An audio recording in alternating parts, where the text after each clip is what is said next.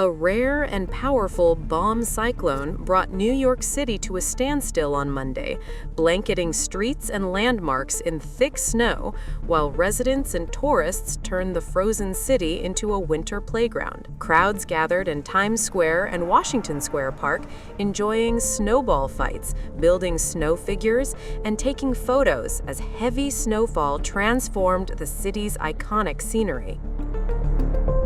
The storm dumped more than 50 centimeters of snow across parts of the U.S. Northeast, severely disrupting daily life. Central Park recorded nearly 20 inches, or 51 centimeters, of snow, while Providence received a record-breaking 33 inches, or 83 centimeters, surpassing its previous single-storm record set in 1978.